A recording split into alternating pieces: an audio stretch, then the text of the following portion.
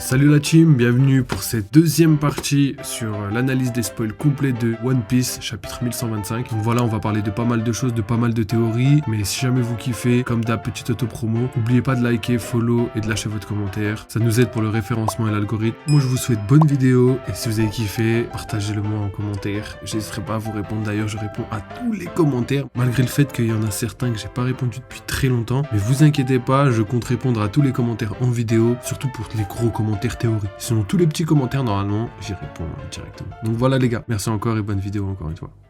Là, je pense que l'information très importante qui a été donnée, c'est celle d'Ivankov par rapport au pont d'il y a 700 ans. Le pont de Tequila Wolf ont été construits du coup très haut par rapport au niveau de la mer, justement potentiellement comme l'a dit Lodger, pour servir de pont anti-inondation. La vraie raison de la construction des ponts, en tout cas ce qui avait été donné comme information il y a très longtemps, c'est que les ponts servaient à relier les îles entre elles. Et potentiellement quand on a toutes ces infos, plus les infos de ce soir, comme quoi le gouvernement mondial a ordonné aux esclaves de construire des ponts géants à Tequila Wolf depuis 700 ans, c'était sûrement pour justement avoir des routes malgré le fait que le niveau de la mer augmente, et du coup ils avaient déjà tout prévu. Ils avaient aussi prévu que les humains allaient en pâtir les premiers, et que eux utiliseront les humains comme du matériel pour pouvoir voguer et construire le monde de demain entre guillemets tout simplement. Donc voilà, là on va faire le petit récap du chapitre, des informations qui ont été traitées, et après ce sera fini parce que voilà, il est tellement tard que je devais même pas live là.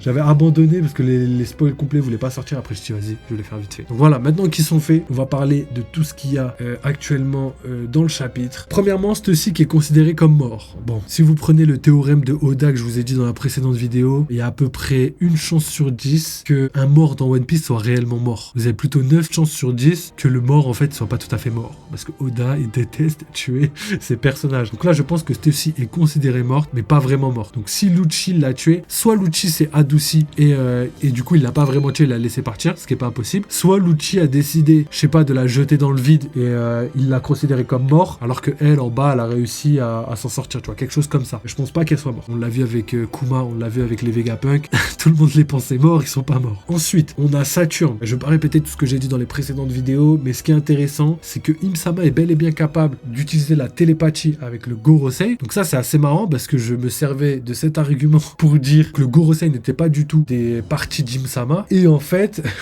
l'argument s'est retrouvé être complètement faux, mais l'analyse derrière tout ça, la théorie derrière tout ça était bel et bien vraie. Im-sama et le Gorosei sont bien des entités complètement distinctes, même si ils ont un lien très étroit via les éclairs noirs. On sait pas trop d'où ça vient, mais ça m'étonnerait que ce soit du haki des rois ou du haki tout court. Je pense que les flammes et les éclairs noirs ont un lien avec les démons, et c'est de là qu'ils tirent leur puissance colossale. Donc voilà, ensuite on a donc les Vegapunk qui connaissent Eradas, hein, le scientifique qui avait une île faite de nuages, presque la même île que Vegapunk, donc ça c'est assez marrant, surtout qu'ils l'ont appelé pour pouvoir les aider, etc. Du coup je pense que après ça Vegapunk va se diriger vers les révolutionnaires, histoire de finir un petit peu sa course comme ça, et ça pourrait être sympathique. En tout cas j'espère vraiment. Oui, ce que je voulais dire par rapport aux Vegapunk, c'est que je pense que chaque Vegapunk là va être retapé à neuf, et qu'ils vont pouvoir revenir d'entre les morts entre guillemets. Et du coup, comme je l'ai dit aussi, chaque Vegapunk actuel, hein, pas les 5 Vegapunk mais bien les 3 Vegapunk restants, hein, même si on a un, c'en est 4 en un, sont répartis dans différents corps d'armée. C'est-à-dire qu'on a les 4 Vegapunk dont le Stella qui part vers les révolutionnaires avec un petit passage vers Weatheria, York chez le gouvernement mondial, et l'élite qui est chez Luffy.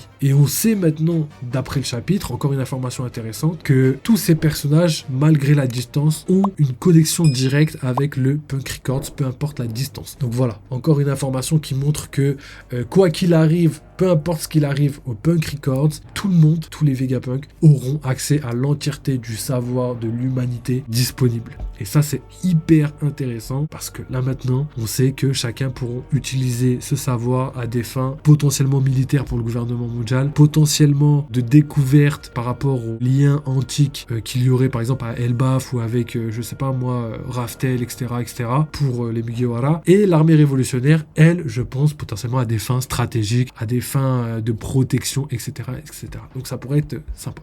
Donc voilà, je pense que j'ai fait le tour de toutes les informations du chapitre. Hein. Juste oubliez pas une chose pour terminer, c'est les révolutionnaires. D'un côté, on a Dragon qui nous prévient qu'il y aura sûrement une guerre climatique, une guerre avec des réfugiés climatiques qui vont sûrement soit pacifiquement aller d'un endroit à l'autre pour échapper à la montée des eaux, ou soit via des guerres dans le monde entier, essayer de prendre d'assaut toutes les zones qui sont safe, quoi, tout simplement. Et aussi les ponts de Tequila Wolf qui étaient censés relier les îles entre elles, qui maintenant vont trouver tout leur sens étant donné que la montée des eaux arrive bien plus vite qu'on ne le pense. Donc voilà, je pense que j'ai fait le tour les gars, merci encore d'avoir suivi ce live, on se capte très très vite, mais juste avant, il y a comme d'habitude la petite auto-promo, n'hésitez pas à follow, à liker, à envoyer de la force, mettez vos meilleurs commentaires, mettez même vos meilleures théories pour que je les analyse, comme ça on fera quelque chose de cohérent dans une vidéo où je répondrai, j'ai déjà commencé à faire, mais les commentaires sont longs et c'est assez dur de répondre à tout le monde, mais on va le faire. Et sinon, bah voilà, il y a le petit Discord, comme vous pouvez le voir d'ailleurs, le Discord est juste derrière, hein, c'est ce qui permet d'avoir les spoils, si jamais vous les voulez, n'hésitez pas à aller checker. Il y a même plein d'autres trucs, épisodes, scans, tout ce que vous voulez, tout est là-bas, n'hésitez pas à y aller, il y a tous les liens. Et sinon, le petit Twitter avec toutes les petites infos, j'aime bien dialoguer avec vous, donc voilà les gars, je pense que j'ai fait le tour. On se capte demain pour le chapitre, on va essayer de regarder le chapitre ensemble, et sinon on se capte vendredi pour un live gaming, samedi un live horreur, dimanche l'épisode de One Piece avec un live dégustation, potentiellement live discussion avec Capadre, et après tout simplement on va recommencer encore, parce que la semaine prochaine c'est pareil, hein, il y a des chapitres, il y a plein de trucs, donc voilà les gars. Donc voilà, je vous laisse sur ça, merci encore les gars, oubliez pas, vive les jeux vidéo, vive One Piece, et on se retrouve très très vite. Allez, ciao les mecs.